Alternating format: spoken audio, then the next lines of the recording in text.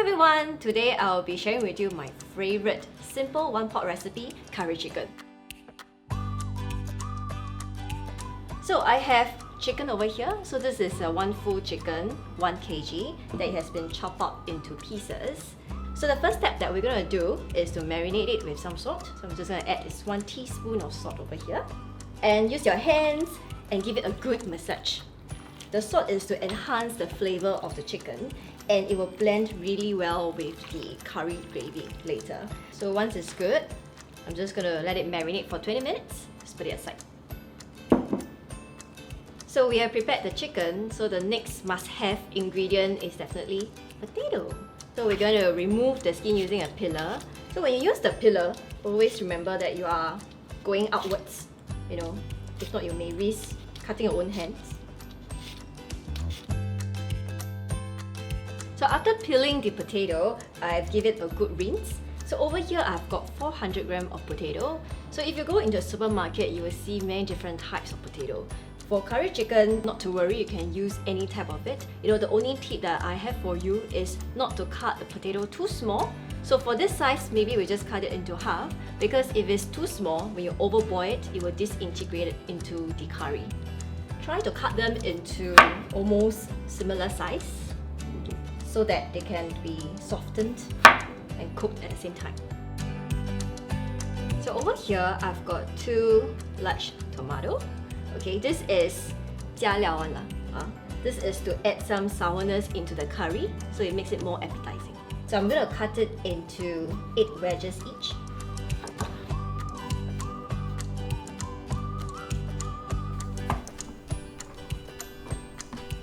So since you're cooking curry chicken at home, you can add any ingredients you want. So I'm going to add in my favorite ingredient, which is tau pok.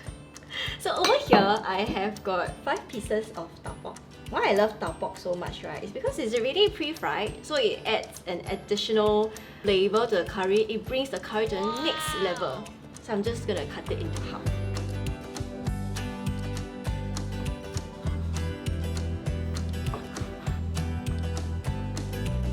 So now that we are done with the ingredients, I'm going to prepare the spices.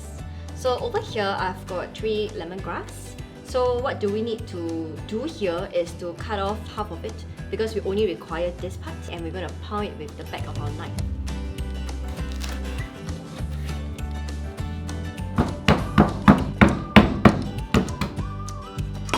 So once you pound it, you'll be able to smell the fragrance of the lemongrass. So next, I'm going to prepare the curry leaves. So this curry leaf is to enhance the fragrance of the curry paste. So just hold it on one end and just slide it down. Now all our ingredients are ready, and I'm going to cook the curry using a pot. First of all, we're going to dry roast the spices first.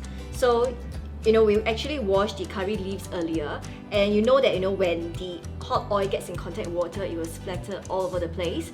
So the tip here is to dry roast them to dry up the water. Okay, and lemongrass goes in as well, everything.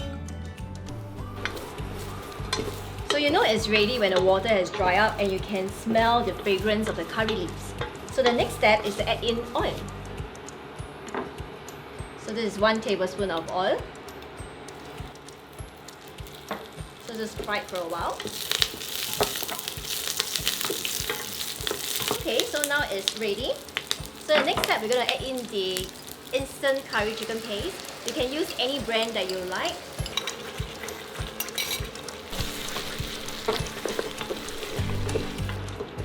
It smells good now. I've cooked it for 1 minute, and the flavor from the lemongrass and the curry leaves is infused into the curry paste already. Okay, so the next step we're going to do is to cook the chicken. Okay, so we're going to add it in. So for the chicken, we're going to cook it to 3/4 cooked through. Okay, then after which we're going to add in water and cook it with the rest of the ingredients.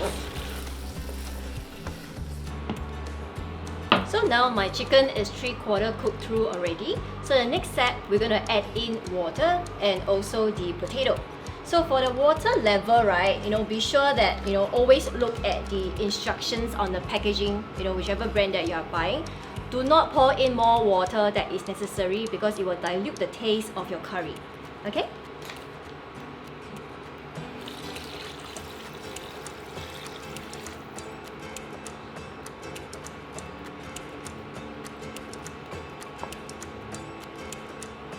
So now I'm just going to spread everything out and make sure that the potato is fully submerged into the water. So the next step I'm going to do is to cover up with the lid and let it boil for 20 minutes till the potato has fully softened. Okay, so we have cooked this for 20 minutes, so let me check. Oh, it smells so good! Okay, so we're going to check whether is the potato cooked through. So that's what we're going to do. So put a potato here and use a fork to poke it through. And yes, so this is exactly what we are looking for. Okay, so now I'm going to add in the tomato. So I'm going to cook the tomato for 5 minutes, and this will allow the sourness from the tomato to seep into the gravy. So now I'm going to add in the tau pok and coconut cream.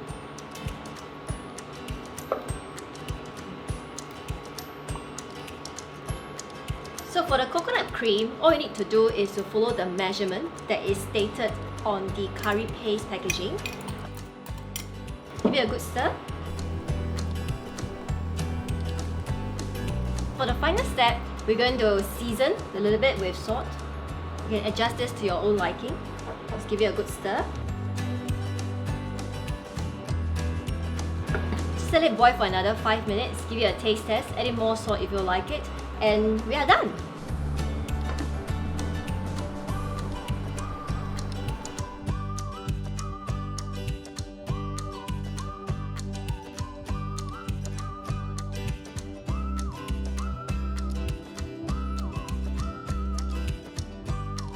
So now the curry chicken is ready to be served.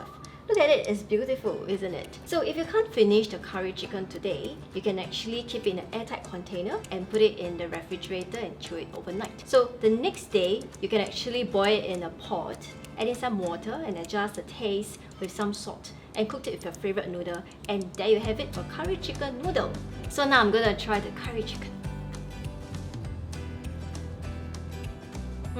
The meat is very tender and the gravy has the right balance of coconut and the spices. So if you do try out this recipe and if you like it, do give me a thumbs up in the comment box below. So that's all for today. So see you again soon. Bye!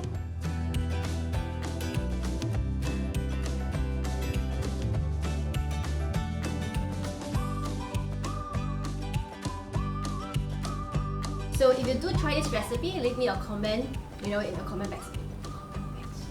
You can carry on from here. 因为你梗到那个辣椒盐在我的喉咙。假设不用那个不用咬太大口啊。